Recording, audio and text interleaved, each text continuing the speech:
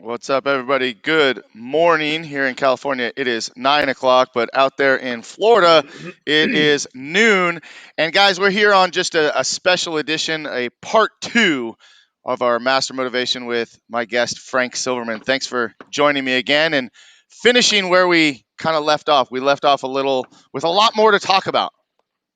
Thanks for having me back. I think you and I just got in a groove there. Well, hell, I think I just started talking and got diarrhea in the mouth there a little bit and went long. So thanks for having me back.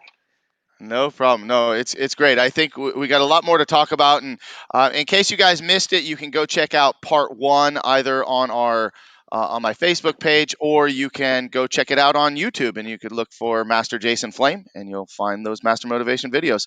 So, hey, we talked a little bit about your childhood, and I always like to kind of start with everybody kind of from the ground up, so people get to know you, and we did a little bit of that on part one, but I want to just dive in. What are some of your memories of growing up? You talked about growing up in Florida, I believe, and some challenges that maybe you faced as a kid. I don't know that my life was a whole lot different than everybody else's. Then again, I don't really know. So I was born in Philadelphia, Pennsylvania. Parents got divorced. Uh, moved down. My mom moved down, married somebody else, moved down to Florida. So when I was 7 years old, hopped on the auto train from Pennsylvania to or Winter Park, Florida. It's where it docked at, and the whole family moved down. And then I think I told you when I was about 10 years old, the next door neighbor and I got in a fight. He beat me up, and I thought he took boxing lessons.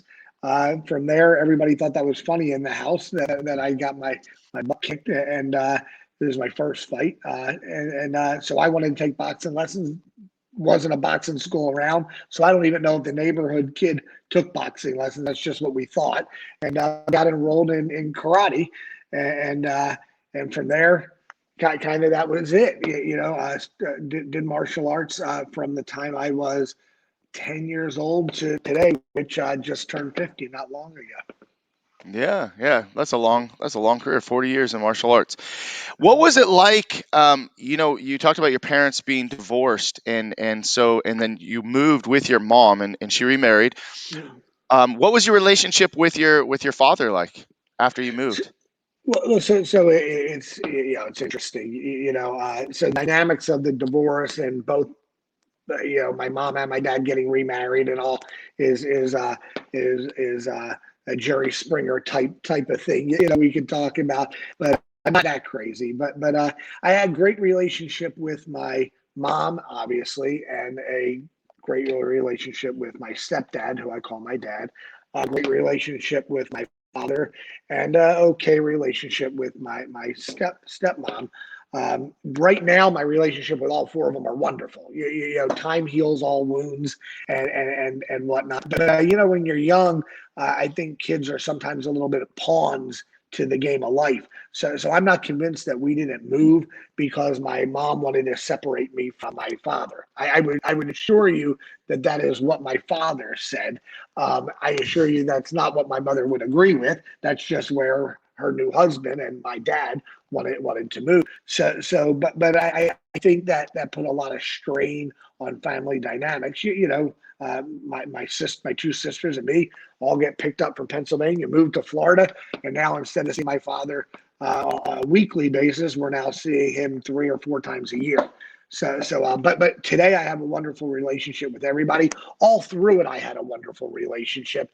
But again, anybody who is a child who is a product of divorce recognizes that we're all a little bit of these pawns in these games that mom and dad play. Even if they don't mean it, that ultimately is something that happens. And the reason I asked that question, the reason I even dove into that at all is we talk about martial artists and how sometimes the martial arts becomes our second family, and your instructor becomes almost a second father. Was that the same for you? Did you feel like maybe your martial arts instructor or your school kind of filled any void that may have been there? That's a great question, and you got to really rewind, 40 some years ago. And back then, to be fair, martial arts wasn't as popular for children as it is now. And my instructor, Fred Kelly, who is now since passed, was definitely an old diehard, old school martial arts. Although he had a commercial school, but I'll be fair. By the time I turned 16, and then was I was an adult in the martial arts, but 15, 16. Then I wouldn't say he became a father figure, but he was definitely an influencer. He was definitely a mentor. He was definitely somebody I looked up to drastically.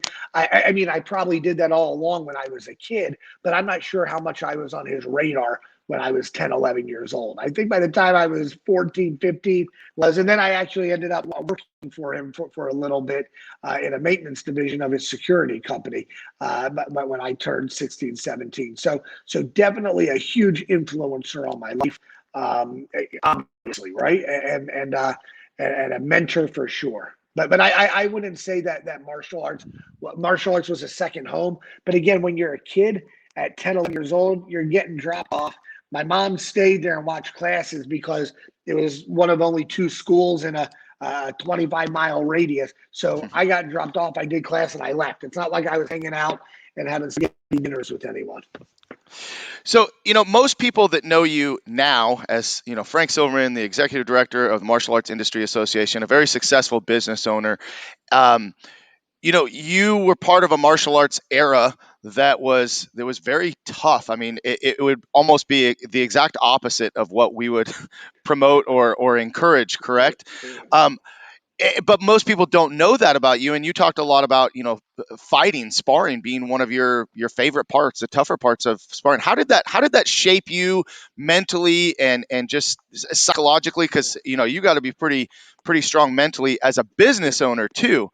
So how did that shape you? So that's a great question. I got to think how to answer that all the way around because there's so many topics on that. I put on.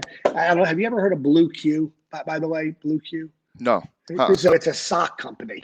They sell I most of my socks all have phrases on them, and depending how I wake up, it depends which one pair of socks I wear. So today I just happen to wear regular socks. But if I have a day where I've got meetings, I'm meeting with bankers or I'm meeting with whoever I'm meeting with, I might wear a pair that say "Take no shit" or "Don't f with me." It's my own internal thing. Yeah, I gotta prep for the day. But so yeah, so when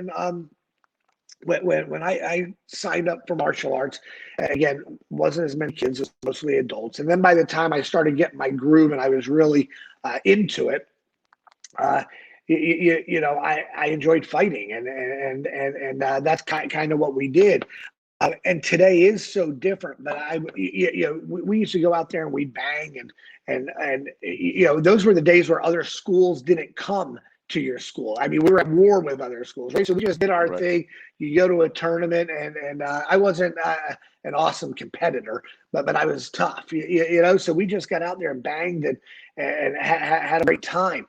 And that by itself isn't so much different than what we do today. Um, but I think the way we train, the way we condition, and the way we view everything is different, really not because of anything different than we're much more in a litigious society. We're always worried about getting sued. I mean, back then, that just didn't happen. Or it didn't happen as frequently, not even 25 years ago. It didn't happen. But today, we're all just these walking bullseyes, and we can't do certain things in our school because you're just worried about getting sued. And I'm not even talking about doing things wrong. I'm worried about doing things right and getting sued. So Right. that means you've got people out there. One of my very close friend of mine and a neighbor of mine. He's one of the top personal injury attorneys inside in Florida. And he jokes because his kid's in karate every now and then, and he'll shoot me a text. He says, one day I'll be suing you. And I'm thinking, well, that's not really funny, buddy. But it's a good heads up, and it's things that you and I probably did 20 years ago that were like, what are you talking about? It's just the way we are, Right. And so that has made us what some people would call watered down, and I would not use that term, but I get when people say that. But it definitely has adjusted the way we do things. Getting a bloody nose used to be, oh, cool. Getting a cracked rib was I got to tell my girlfriend how tough I am. You go to the hospital, I go to the hospital, it's a cracked rib. Today, somebody cracks a rib, you're going to the hospital because if not, that's a lawsuit because I didn't get you to the hospital, right? Right. So that's changed a lot. And by the way, realistically, it's probably changed for the better in safety conditions. So I'm not Sure. downing it, but I'm with you that it's not the same world it used to be. Yeah. And so how did that, that kind of sparring, that kind of training, you come from a very traditional background from what I understand. Um, and again, being tough, the fighting, as you explained, how did that translate into the business world for you as you opened your first school and then went on to open several schools? I mean, how did that change you or affect you up here? Yeah, sure. I think mostly it's not about being tough, but it's about being competitive. And then your best competitors are tough, right? Right. So I think for me, it translated into I became a very competitive person. Today, I'm far more competitive business wise than I ever was martial arts wise.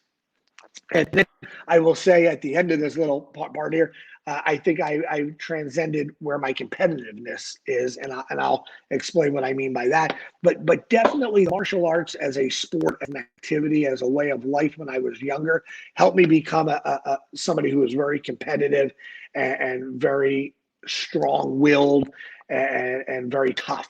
And I definitely took that and used those lessons to become a better business person. Being competitive in business is an awesome trait. Being tough in business is an awesome trait. And not taking any crap in business, but understanding limits is an awesome trait. I would say this now that I have hanging on my wall. I should show it to you. It's just random. See if I can do it. I'm in my office here. Let's see. Uh, you can see. Do you see where up there where it says who challenges Yep. your thought process? Well, and then look on the other one. Who challenged you to be? Notice who signed his name there for fun. Is that beard? Yes. Okay. So, Well, it's awesome because those posters are actually in a picture that I posted as part of the okay. promo for this video. And then I'm noticing you had another sign in the background, one of my favorites. Tough times don't last, tough people do, and It, we use that a exactly. ton. Love Yeah. it, love it. So, but we go, who challenges you to be better? So I am, and then also who challenges your thought process. But I would say I challenge myself as hard as anybody else. I try and hold myself accountable for my own competitiveness, and I am down more on myself than anybody if I don't win. And win doesn't mean you have to lose, by the way. Win just means I have to win. And the best wins are when things are win-win, right? Right. So I'm not suggesting that I have to win to produce a loser, but the competitiveness has elevated to me to truly challenge myself to be the very best that I can be. Okay. And here's a subtle difference. I'm not suggesting I have to be the best at something. Okay. I also don't subscribe to the bullshit that I tried my best. Okay. I mean, that's awesome, but just trying your best doesn't cut it in today's world. If you try your best and you're the worst at something, go try your best and be the best at something. You know what I mean? So so Hmm. so so uh, be, be, so but I challenge myself to be my best, and I want to be the best I can be, and I want to be the best at it in that point in time. But again, it doesn't mean I can be a great martial artist and be the best I can be, but I'm not going to be in the Olympics. I'm not Herb Perez. I'm not some of these guys. But it doesn't mean I'm not really the best at it at a point in time. So you talk a lot about your competitiveness bringing out the best in you. Talk about a time or an instance where competitiveness may have brought out something that you weren't proud of, or you weren't it did not bring out the best in you. Okay, man, I have one because this really sticks with me, and it's not martial arts related. But when you say that question, I know exactly the one that I go to, and I could think of many others. I could probably think of many in martial arts, but in the true spirit of business, when you ask that, I know there's one example I'm not necessarily proud of necessarily, but as time's gone on, I'm less upset about it. But we did a real estate deal not long ago. Well, it was 3 or 4 years ago, and there was a very experienced group working to sell two pieces of property, and we were working to buy the two pieces of property. And the long story short is we absolutely outmaneuvered, out business wise. Then there was two pieces. One was worth triple the other, and they were next to each other. And somehow, through a lot of work, the sites got confused of which was which and when due diligence ended, and they inverted the wrong prices with the wrong ones. And to be fair, I think they were trying to manipulate the system for tax reasons. And we ended up outsmarting them and ended up purchasing the site they ended up not wanting to sell. But not only that, sold it at the price they didn't want to sell it at, left them with the other one, and never felt really great about it. Because yes, I was definitely the smarter person. I definitely won, but it made a very clear winner and loser. And I didn't enjoy that somebody else who probably worked very hard to get where they were turned out to be a loser. I actually genuinely felt horrible about it. There's nothing to do, and it was all ethical. It was all legal. But it'd be the equivalent of you getting in a sparring match with a 12-year-old and winning, but how good's that really feel? Yeah, I mean, yeah, I want I mean, yeah. Sometimes there's an old expression regarding wit: use your wit to amuse, not to abuse. This wasn't wit, but this was I used some skill to. And by the way, isn't that the name of the game, right? So I'm at odds internally still with it. The name of the game: use your intelligence to get the best deal you can. But I just felt very bad that this produced an absolute loser in it. Now, come to find out, I believe he's done similar deals to other people like that. So it kind of made me feel, well, what's good for the goose is good for the gander. What goes around comes around. But right, that's not my job to right the world. My job is to right where I'm at, and I'm not sure that I felt good about how that turned out. So just a So situation where that competitiveness got the best of you. Well, thanks for yeah. sharing that with us. Want to move on to you had we talked in the last interview about opening your schools and then eventually merging and becoming CMA. Um, how did you build your team? Because a lot of people you can only do so much on your own, right? So you Right. have aligned yourself with several people, not only in the martial arts world but in the business world in general, and you've developed teams in your multiple companies.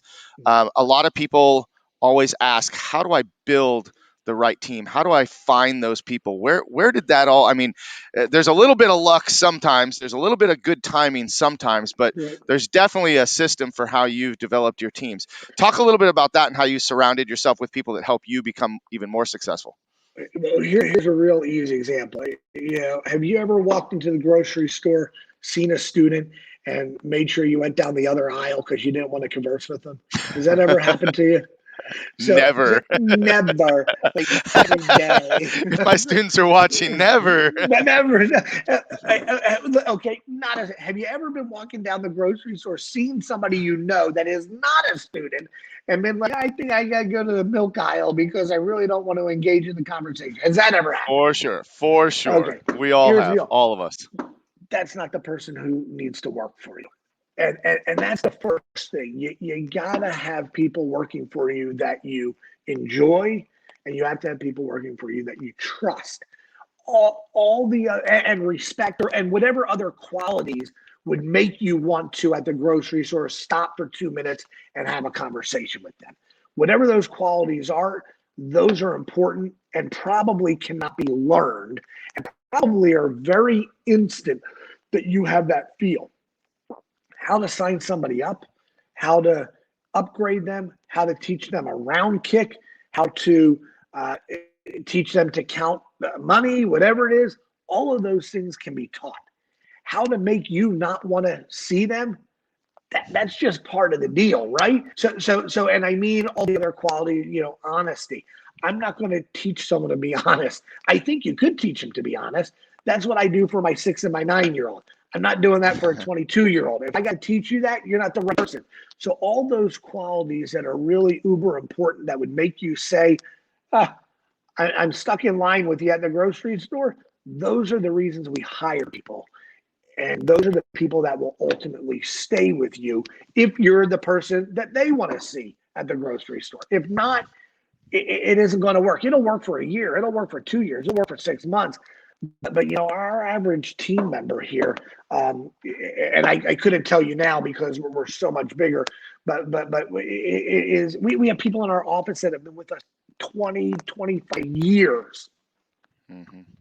So then there's formulas. You heard me speak about it. You got to pay people, some type of minimum when they can survive and enjoy life. Then it's recognition. Then there's, we've got to provide those other things that other businesses can't. So there's a formula for keeping people. But I think first and foremost, outside of being in the pack world, I don't have an instructor. I need to get someone on the floor. You got to get someone that you want to work with. And going off of that, you have several partners in different business ventures. One that stands out to me, Mike Metzger being your partner in CMA and other areas. How did, not necessarily how did that come about? Because I think we talked about the story of Yeah. how you met Mike and how you got together. But and you talked about win-win. But what is it about the people that you've partnered with that is most beneficial, and why you choose to continue to partner with them? Well, so to be fair, we don't really partner. Mike and I don't partner with anybody. On occasion, we've had people invest in different projects when it made sense. And I think that's a difference than partnering, right?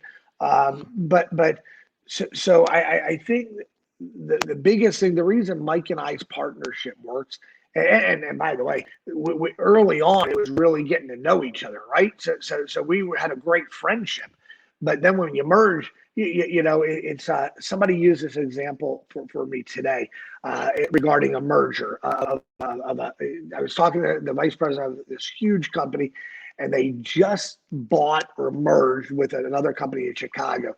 And I say, "Oh, congratulations, that's awesome." He says, "Yeah, this is kind of, we're in that process. It's kind of like dating somebody, and you really got along when you're dating, and now you're married. You're really starting to learn everything here." So I get it. So Mike and I have a couple of qualities that we both exhibit that make us very identical. And I'm sure there's some qualities that we're totally opposite. But the qualities that Mike and I both identify with that make our relationship as business partners so strong is, one, we're both very, very honest, and we're very, very honest. Now, that doesn't mean I'm not trying to get the very best deal possible. But if you and I are engaged in a business deal, there's no doubt I'm not going to do anything unethical or illegal. You might not like where I wind up, and it might be aggressive and super competitive, but there's no doubt. So Mike and I are very truly honest. And when you first start a company, you're mixing money, you're mixing all kinds of things, and there's never a concern that anybody is ever trying to take advantage or do that. So that's number one. And number two, Mike and I both have a very competitive goal to what I said before, to do what we do best. And candidly, we have always have had a goal. We've talked about this when we were young, to be very wealthy and make a lot of money. I'll just be honest with you. So that may sound bad. I don't think that's bad. Money is not my God by any stretch. So if money is not my God, I think it's okay to say that's something I enjoy and I want a lot of. But Mike and I both exhibit that. So between our quest for being diligent and honest people, and both being on the track that we want to have an uber amount of wealth, that made the match perfect.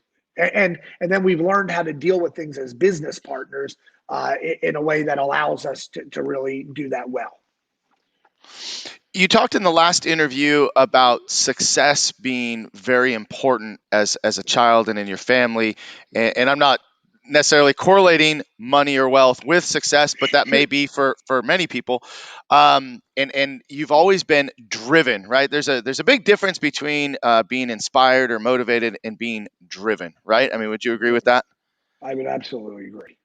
And I think that you're someone that I know that is so driven, and you've taken your passion for martial arts opened a school to opening multiple schools to merging schools and having a large organization, and then helped in creating Maya.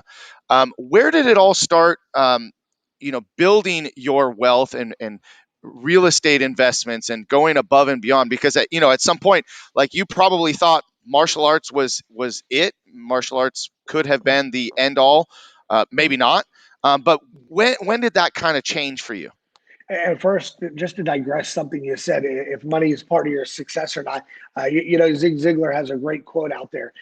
Anybody who says they don't want a lot of money lie about other things too. And that's paraphrasing what he says.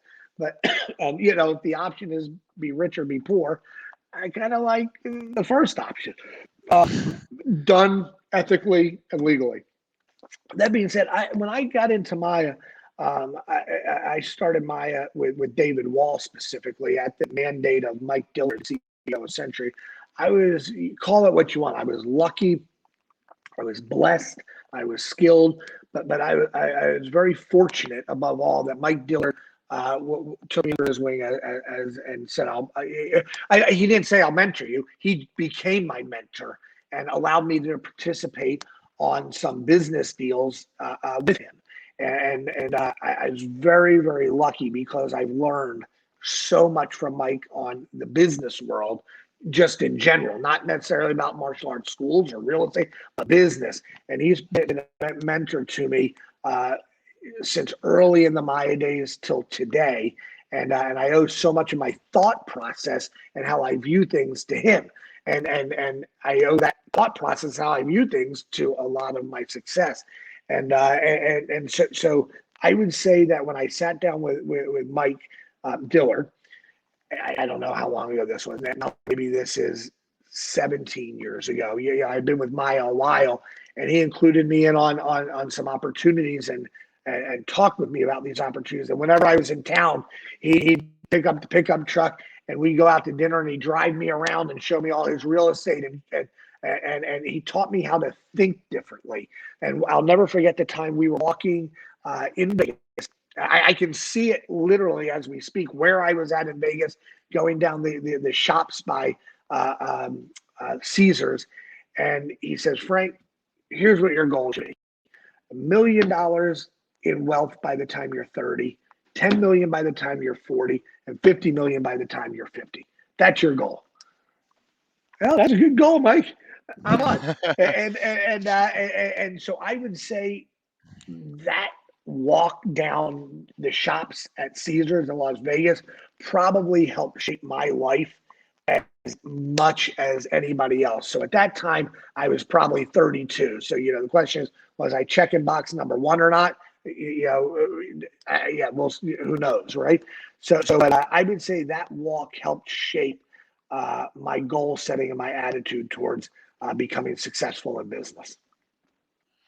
Wow, that's amazing. I've never heard that story, so thanks for sharing that. Sure, sure. Talk a little bit more about Mike Dillard and how he became your mentor, and other ways and things that you've learned from him since then. So I'll tell you, just because we like storytelling, right? I'll Of never forget. course. This is the first real lesson that I learned. But was we were doing a real estate deal together, and it happened to be in Fort Myers, Florida. And he asked me, that's the one I asked to participate in. He said yes, and I went down about 3 hour drive from my house to where the site is, and met his other partner, who was the person who was really doing the project. And I'll never forget, I had written like a check for what today anybody would consider a lot of money, but back then was like a really lot of money for me. and I'm going to go out, and we didn't have some contract or anything. It's just, hey, I'm going to let you be a partner, write this check. Then I go out to the site, and there's all these uh, uh, um, dilapidated trailers on on this little plot of land, all overgrown on the water. It wasn't the ocean, but the intercoastal or whatever it was. And I remember meeting the guy, and I'm looking around, and he's like, "Isn't this beautiful?" And I'm thinking, "Oh my God, I just lost all my money," you know. And this guy put forth a vision. He says, "Man, can you see it? There's going to be this here, this here, this here, this here." And so one of the greatest things I would say I learned from Mike was how to create a vision of things that aren't there. Seeing things that aren't there are really important in the creativity process. And Mike helped alter that thought process.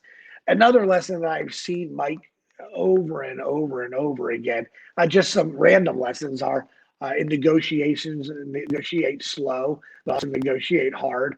I've just learned so much from him on a business level that, by the way, are very pertinent to martial arts school business, but more importantly, they're pertinent to business all over the place. And one That's of his best quotes he uses is, "You can't do a good deal with bad people," which also is akin to my idea when you hire people to work for you, make sure they're people you like, you know. So well, Mike is I'm so I look at where I started in martial arts, and as I've come up, through the different programs and had the opportunity to meet Mr. Dillard. He's probably the most humble person with the most amount of money that I've ever met in my life. You know what I mean? Like you would never even know it. And he's such a likable guy. He'll talk to you like no problem. absolutely. And will tell you one of Mike's best qualities that I really mean, and I hope he's watching this because I will tell you his best quality, and this is something I've learned from him. Um, when you talk with Mike and you sit down and you're having a conversation with Mike, you feel you're the only person in the room. He is listening to you. Now, I don't know if in the back of his head he's saying, "Oh my God, what am I doing here?" But and I doubt he's doing that. But I'm saying when you sit down and talk to Mike, he's engaged and listening, and you feel like you're the most important thing in that exact moment of time. And man, that is a quality that all of us, I think, get wrapped up on it. We're picking up the phone. Let me return this text message. I got this going on. Kid, I mean, that Mike's as busy as anybody else. But when you're sitting down, you feel like he has 100% of you have 100% of his attention.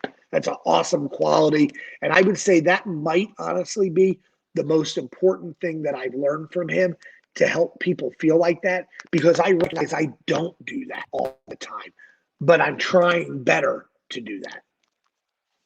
When I first met you or I was first introduced to you, I was very intimidated, just based on your title, based on who you were, based on your experience, the situation, the setting. But when it came down to it, I remember our first conversation. It was, as a matter of fact, it was you signing us up for the Mighty Elite program.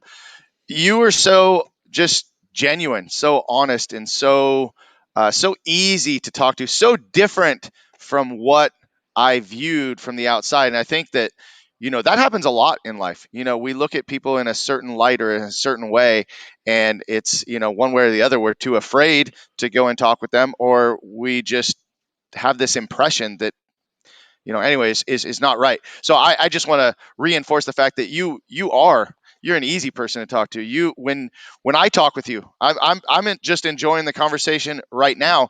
But anytime we've ever had extra time at the Super Show, I've always felt that way with you, and I've watched you interact with other people and show a genuine interest. So I think I that appreciate that. you've gained that quality a little bit more than you think, is what I'm trying to tell you. Um, well, we're getting towards the end here, and the only other thing that I really wanted to talk about, towards the end, because we talked a lot about the martial arts and we talked a lot about business, and you've done a lot in your life, but you're a dad, you're a husband. You know, how do you manage your family time and your life with your girls and your wife with so much going on. So how do you manage that? How do you manage your Yeah, time? and I will be 100%. Sometimes I do better than other times. When things are busy, so I'm drastic, right? Um, I never smoked because I knew if I smoked, I would smoke all the time. Now that being said, I have a cigar every now and then. So Hmm. maybe I just call bullshit on myself. That's not fair. But I do things to the extreme, right? So when I'm mentally at home, I believe I'm mentally at home full force. When I'm not, I'll be, I'm not. So I'm not going to lie and act like I have some special knowledge that I can share about this. But I will say I think I do better today than I did, and I still have a lot of room for improvement.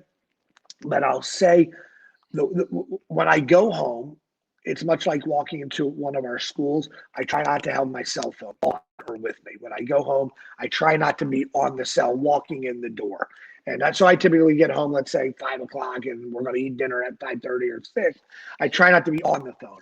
And then if I'm really good about it, I don't check my phone again until 8, 9 o'clock at night when the kids go to bed. I have a rule: I've never missed a test, a graduation, a dance recital, anything. I really try hard to do that, and I haven't. I don't think I ever will, but things happen, right? So I think it goes back to the conversation with Mike Dillard that we said just for longer than a conversation. When I'm at home, I really try and be at home. And again, if my wife is watching this, I'm open. I'm not saying I'm great at that, but I recognize the importance of it, and I'm better at it than I was. I got a lot of ways to go, and Hmm. because I do have a lot on my plate. But I will say this: ultimately, I'm not working 80-hour weeks. I have intense weeks, and sometimes those spill over. That's all. Did that And answer it, or was that not it, really? it it does. No, no. I mean, it just, I think people really get to see the real you when we start talking about family, we start talking about your girls. And I think that you're being, transparent about it. And I think a lot of people will appreciate that. I have a 19-year-old daughter, 16-year-old son. Yep. Your girls are a little bit younger. I always say that my daughter is the one that, I mean, I was a hard ass martial arts instructor. Like I was just brutal. I was mean, and having my daughter like completely changed like everything about me. I just Yep. became like this big softy. Do you feel that you've kind of changed, or were you always kind of? I definitely changed. And I always say if I had boys instead of girls, I wonder if I would have been harder on them than I am the girl. Yeah, I don't know, but for me, kids have definitely softened me up a little bit, and part of it is just the reality, realizing I don't want to be that jerk dad. I want to be a good dad, and sometimes that means being a little lighter, and sometimes it means maybe being a little harder. But definitely, kids have lightened me up absolutely. And to your point, I've seen people that see me with my kids are like, "Dude, I had no idea. You're just your average dad. You're not the jerk you always are." So. But yeah, Well, I no, was it's gonna definitely lightened me up. Yeah, I was going to ask, if your team members, your staff, your friends have noticed, like I said, I always got comments that like, dude, what happened? I mean, she's got me. If your girls are Oh, anything like mine, just yeah. wrecked. Like. Absolutely, absolutely, and I will also be honest. I'm a relatively this might shock you. I'm a relatively private person, so my whole team doesn't often see me out as much. And if I am out, I'm often out with my team and not with my team and my family. Mm, So to be fair, I'm not sure as much as they've seen as my friends might have seen. And I'd like to hmm. think my friends kind of get who I am, before I even had kids. So. Awesome. Well, thanks for sharing that. I appreciate it. We've got a question. I just want to throw this up there before we run out of time. Um, Kevin Kowalczyk says, "Sir, what's your prediction for the landscape of martial arts industry 5 years from now? What do you see how COVID has changed us bleeding into the next 5 years? Do you think we go back? Do you think there's a hybrid? And just in general, I mean, what do you think martial arts schools look like 5 years from now? Yeah, I think 5 years from now they look real similar to they look now. This is a business question that I talk about very frequently. That one, Americans are very resilient, okay, but two, the American people are very forgetful, and I think that 2 years from now, maybe not a year from now, but 2 years from now, people are talking about the pandemic like it's really, really far in the rearview mirror, not as far, and get back to things as usual. Now, assuming the economy as well, which is just the normal case in general. I think the martial arts schools are strong. I think the classes are full. Will there be some type of opportunity for virtual? Yes, but I don't think your average person is wanting to train in martial arts virtually. Do I actually think I might add a nice segment? Sure. If I'm in Atlanta, Georgia, where Delta is headquarters out, and I have all these pilots that are only around once a month. Well, maybe I could supplement their training now with virtual, which you never thought could be done before. Nobody would ever have thought of it. We now know you can do things virtually, but I don't think it replaces the studios. I think schools get back to normal. We're seeing in the places that are open, schools are flourishing. We're having record months in Orlando at our schools. The schools that are still closed naturally are not having record months or are still picking up, but the world will not be closed for the rest of our lives. It surely is not going to be closed, in my opinion, in 5 years. I think it'll be open. I think it'll be open before the end of this year, but there is going to be a drag on how people feel. But in a year, 2 years from now, I think it's back to normal. I really, really do. I'd love to see there still be a component. Heck, I think we could see throwback days where you have seminars just for fun virtually, and you charge Right? for them and say, "Hey, it's a throwback day." But I think they get back to normal. I think the schools are full. I think everybody's doing well. Obviously, there'll be some collateral damage. Period. That not everybody's going to make it. And a lot of those schools that didn't make it are accelerated, meaning they might have had problems anyway. Mhm. It just unfortunately happened quicker. But I see great things for the industry. I really do. Well, that's good to hear. Well, look, I love hearing your prediction. I mean, I can tell you, being here in California, where things are still, pretty locked down. I mean, we just started moving classes back inside, but I agree that I think we've been training outside for over a year. And I have to say, there's a lot of things that I love about training outside. And the Sure. fact that some of my students have gone on vacation and had the opportunity to log on via Zoom, or maybe I've had Right. students that have moved to different states that just kind of wanted to stick with us. Some of those things. And there's just we've upped our YouTube videos. It's forced us to do a lot of things, and we've had record. I mean, you said it. February and March have been record months for our school in California. The one of the hardest places to run a martial arts school. 2 months in a row, record months in five It's years. ridiculous. Right? Let me ask you two questions. Number one, think about you're a consultant. Think about the question: do I put people's membership on holds because they're going to be gone part of June? You don't have to anymore. I No, understand you're going to be part of June. Here's log in every Monday, Wednesday. Here's that. So it's right? that's actually. But let me ask you, how long were you shut down roughly when you only had video, when you only were doing virtual? How many I months? th- I think the longest stretch we went, because there was actually two shutdowns. There was That's the right. initial shutdown, we came back in, and then we were kind of shut down again. I think the longest stretch was 90 days. Okay, so for 3 months, and what would you say your membership drop was in 3 months?